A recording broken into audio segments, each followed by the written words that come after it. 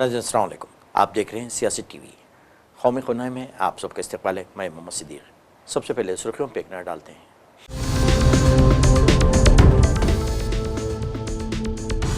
मोदी डरपोक और अडानी अंबानी के काबू में हैं। राहुल गांधी का हमला, कहा ट्रंप ने धमकी दी और मोदी ने डरकर ऑपरेशन सिंदूर रोक दिया।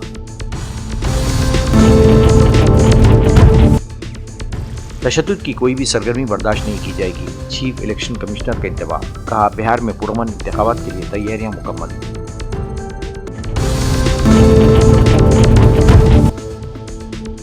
बाबा रामदेव ने ट्रंप को बनाया कड़ी तनकीद का निशाना, कहा ट्रंप हिंदुस्तान के खिलाफ टैरिफ की दहशतगर्दी कर रहे हैं।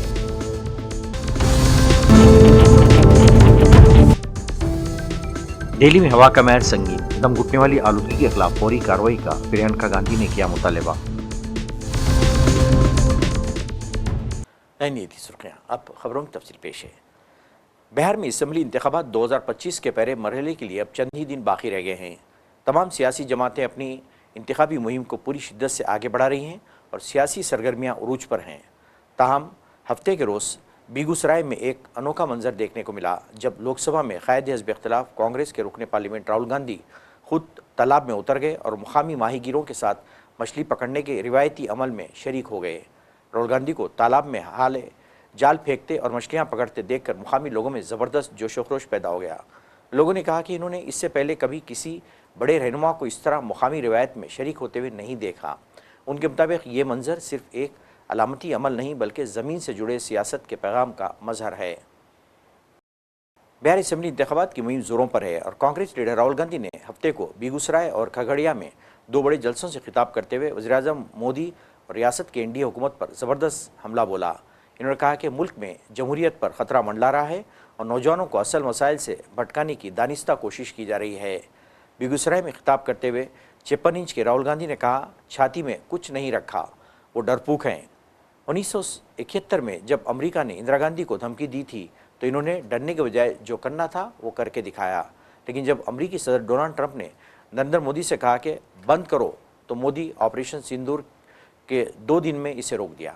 इन्होंने मोदी सिर्फ कहा कि सच्चाई यह है कि ट्रंप से ही नहीं डरते बल्कि उनके कंट्रोलर अडानी और अंबानी जैसे लोग। मोदी नौजवान राहुल ने कहा, मैंने कहते हैं कि इंस्टाग्राम पर रील बनाओ ताकि वो असल मसलों से भटक जाएं।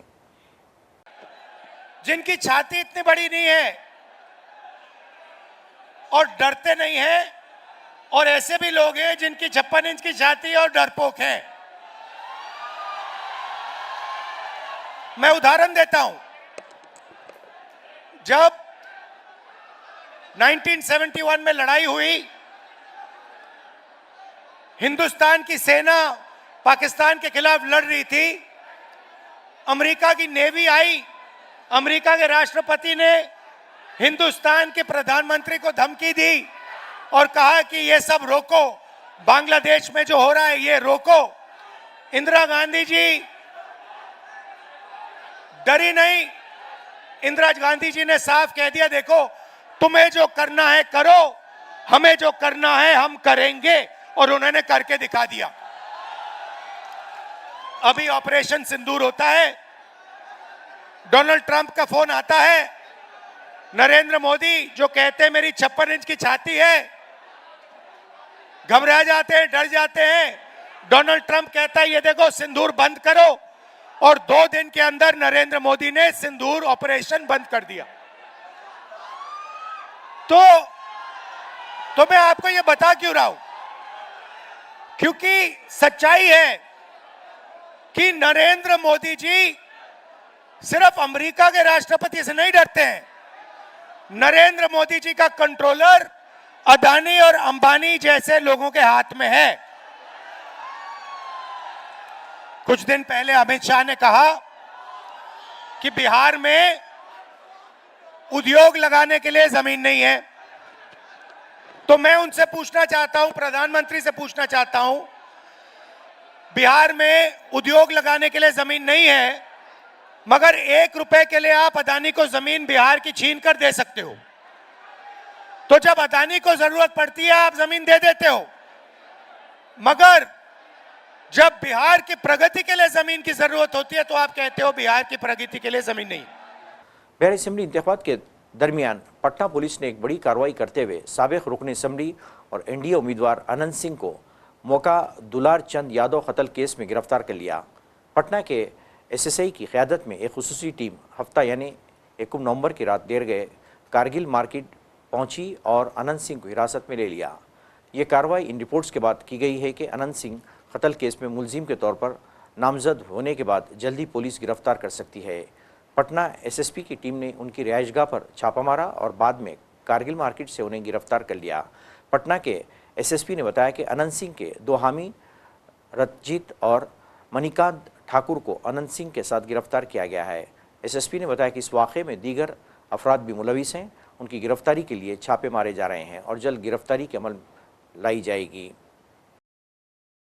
इसमें जो पोस्टमार्टम रिपोर्ट आया है उस रिपोर्ट में दिया गया है कि उनके जो मृत्यु का कारण बताया गया है उसमें बताया गया है कि जो शॉक लगा है उनको हार्ड और ब्लंट सब्सटेंस के साथ जो उनके हृदय और फेफड़ों में जो चोट आई है।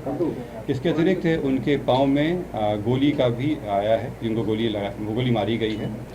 इस दोनों चीज़ों से स्पष्ट होता है कि ये हत्या का मामला है और चूँकि घटनास्थल पे कई लोग मौजूद थे, वहाँ के लोगों के बयान वगैरह से ये स्पष्ट हो रहा है, तो इस कारण इसमें गिरफ्तारी। गोली बरामद हुई? नहीं, इसमें गोली बरामद नहीं हुई है क्योंकि इसमें जो मृतक के पोस्टमार्टम में बचा कि एंट्री वुंड भी था और एग्जिट वुंड भी था। दोनों तरफ से हमला हुआ है। दोनों तरफ से जो आरोप लगे दूसरे पक्ष में गिरफ्तारी हुई क्या? सर दूसरे पक्ष में कोई गिरफ्तारी हुई? दूसरे पक्ष मैं आप लोगों की बातों, मैं आप सभी के प्रश्नों का उत्तर दूंगा। यहाँ पे एक एक करके हम लोग बात करेंगे। दूसरे पक्ष की गिरफ्तारी हुई? कह रहे हैं कि सरेंडर किया है अनंत सिंह ने, ये सरेंडर है या गिरफ्तारी? मैं एक एक करके आप लोगों के प्रश्नों का उत्तर दे देता हूँ। इसमें पहला बात जो था कि 3 लोगों की गिरफ्तारी हुई है। इससे 3 लोगों की गिरफ्तारी हुई है। इसमें अन्य लोग भी हैं जिनके विरुद्ध रेड छापामारी चल रही है। कार्तिकेय जी दूसरे पक्षी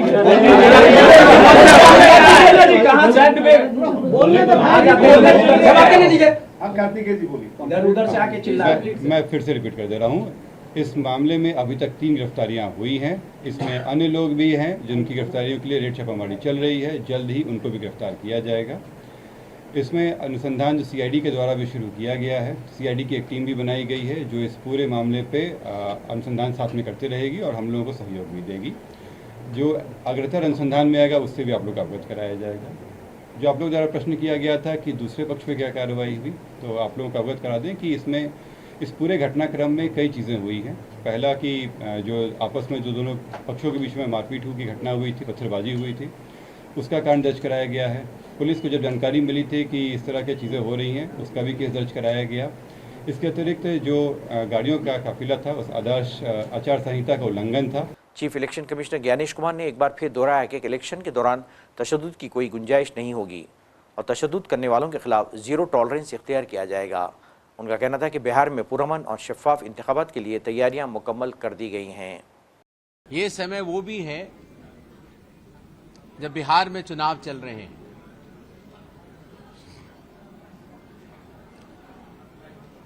बिहार के चुनावों में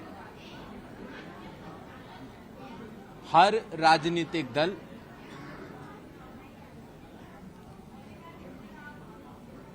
कंटेस्टेशन के साथ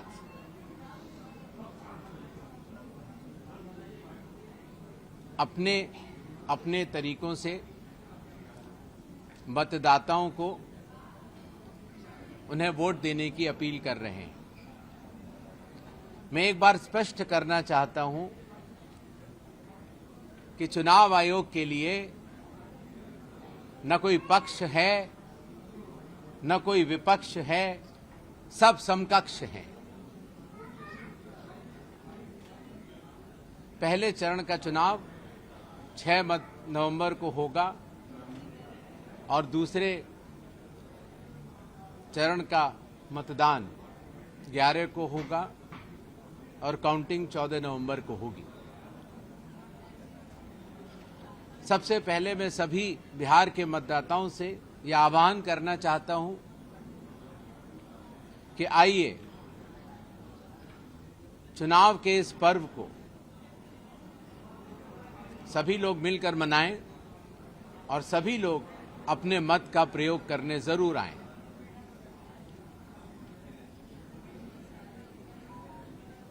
जहां तक हिंसा की बात है, चुनाव आयोग यह स्पष्ट करना चाहता है कि election commission has zero tolerance towards violence. हिंसा की कोई भी गतिविधि बर्दाश्त नहीं की जाएगी और सामान्य मतदाता शांतिपूर्वक। बाबा रामदेव ने अमेरिका की जानिब से हिंदुस्तान पर 100% टैरिफ आयद किए जाने के फैसले की कड़ी तनकीद करते हुए कहा, अमेरिका हिंदुस्तान के खिलाफ सिर्फ वार नहीं बल्कि टैरिफ की दहशतगर्दी कर रहा है। उनका कहना था कि इसके खिलाफ सख्त जवाब देने की ज़रूरत है। वो खबरसां इदारे ANI के साथ खुसूसी बातचीत कर रहे थे। भाई आपकी मैं देखता हूँ कंपनी भी बहुत अच्छे से प्रॉफिट कर रही है। अब मैं एक इस बिजनेस से रिलेटेड इशू पे बोलूँगा कि टैरिफ ट्रंप ने जो लगाया है, इसको लेके आपके क्या विचार हैं? नहीं, मैंने कहा टैरिफ वार है, टैरिफ टेररिज्म है और ये बड़ा घातक है।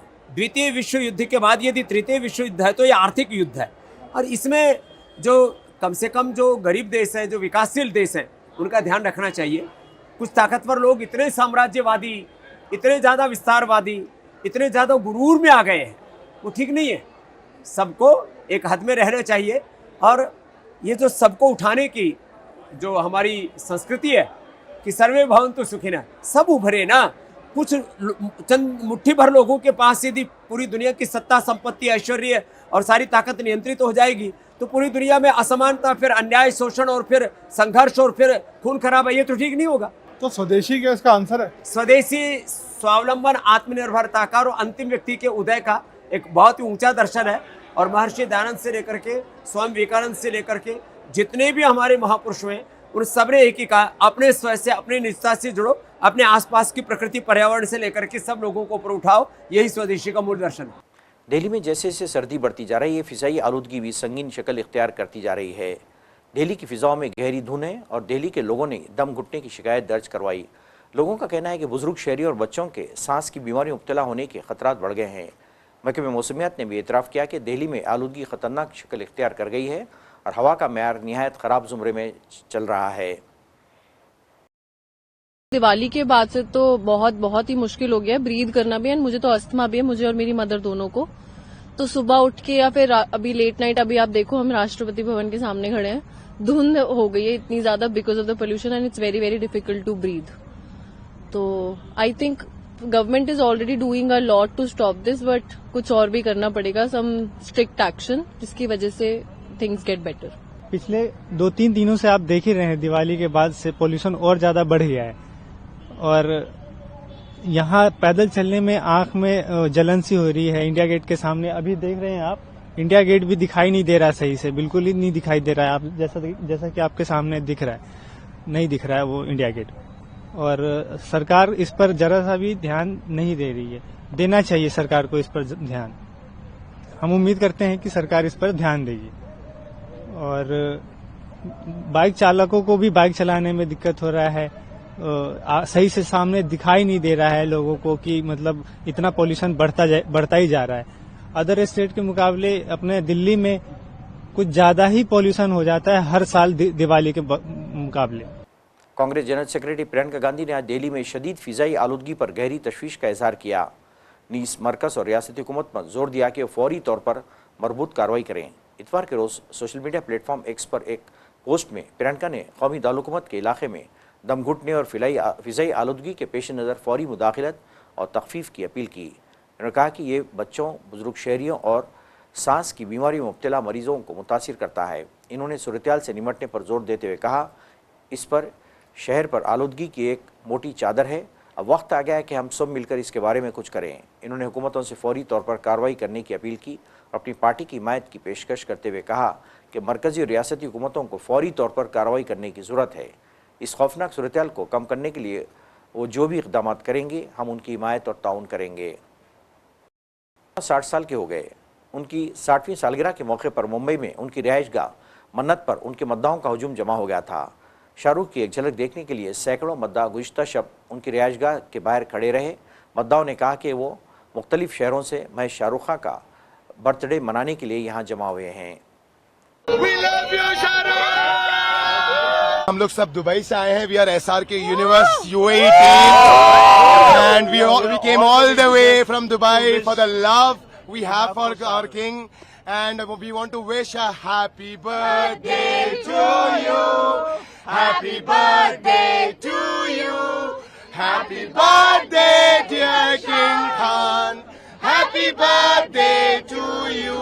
We love you, Shah Rukh, and for anything can do anything for you. Thank you so much for being there in our life. All the way, the love from Dubai. बहुत सारी wishes, wish you a very very very happy birthday. And मैं 4 साल की थी तब से उनको पसंद करती हूँ, so I just wish him a very happy birthday. तो मैं ये शाहरुख को डेडिकेट करना चाहूंगा ये डायलॉग वीर ज़ारा का, जो उन्होंने कहा था कि दुनिया में एक लड़का है जो आपके लिए अपनी जान भी दे देगा। We love you Shahrukh. हम सब दुबई से आए हैं just to celebrate Shahrukh Khan and his birthday and we just love Shahrukh. So Shahrukh, we love you all the way from Dubai. We've just come to celebrate your birthday, and Shahrukh, happy birthday to you and loads of best wishes for a good health, long life and happiness. मेरा जो team है वो SRK warriors Kolkata से है। हम लोग का जो मेन टीम है वो SRK वॉरियर्स है। हम लोग कोलकाता से हैं, 33 घंटा का सफर करके आए हैं हम लोग 2-3 में ट्रेन से। हम लोग सोचे कि आज खान साहब आएंगे, वो तो श्योर था आएंगे, लेकिन अभी भी हम लोग वेट कर रहे हैं कि अभी भी आशा है कि वो आएंगे, हम उन्हें देखेंगे। आज नहीं तो वो कल आएंगे, वो बोले हैं जब वो आएंगे। ट्विटर पे ट्वीट भी किए हैं। हम लोग का ये नहीं 500-600 जन आया है। हम लोग आज बैंड्रा रास्ता बॉम्बे में हम लोग का वहाँ पे बहुत अच्छे से इवेंट वगैरह भी हुआ है। यहाँ पे भी प्लानिंग था हम लोग का, पटाखा वगैरह सब कुछ लेके आए थे हम लोग की करेंगे। अभी और फैन लोग नहीं आ पा रहे हैं, हम लोग पीछे का रास्ता से छुप के आए हैं क्योंकि पुलिस आ नहीं दे रहा है। जर्सी उल्टा करके आए थे। अभी जाके आप देख सकते हैं लोगों हम लोग का टीम का पूरा हम लोग आए हैं इतना दूर से। बहुत तरह तरह का ब्रांच से आए हम लोग, कोलकाता, सूरत, राजारहाट, हजार बहुत जगह से, बॉम्बे, दिल्ली हर जगह से हम लोग यहाँ पे आए सिर्फ एक झलक देखने के लिए। वो दिख जाता तो बहुत अच्छा हो जाता, बट कल जरूर देख पाएंगे, ये आशा करते हैं। मैं पिछले साल भी मन्नत आया था, उस समय मुझे किसी को आने नहीं दिया था। मैंने पुलिस को चकमा देकर मैं यहाँ तक आया। इस साल भी मैं यहाँ आऊंगा और हर साल आऊंगा शाहरुख का बर्थडे के सेलिब्रेशन के दिन। We love Shahrukh, we love Shahrukh, we love Shahrukh. नाज़रीन, आखिर में सुर्खियों पे एक और नज़र।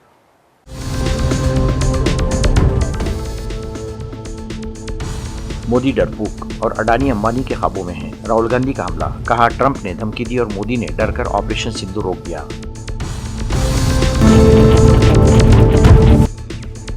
तशद्दुद की कोई भी सरगर्मी बर्दाश्त नहीं की जाएगी, चीफ इलेक्शन कमिश्नर का इंतबा, कहा बिहार में पुरअमन इंतखाबात के लिए तैयारियां मुकम्मल।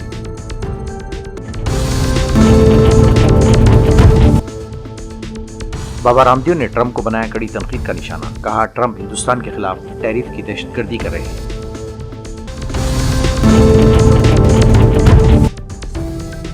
दिल्ली में हवा का मैर संगीन, दम घुटने वाली आलूदगी के खिलाफ फौरी कार्रवाई का प्रियंका गांधी ने किया मुतालबा। नाज़रीन, इसके साथ ही कौमी खबरनामा खत्म होता है। मुझे और सारी सियासत की टीम को इजाज़त दें। अल्लाह हाफ़िज़।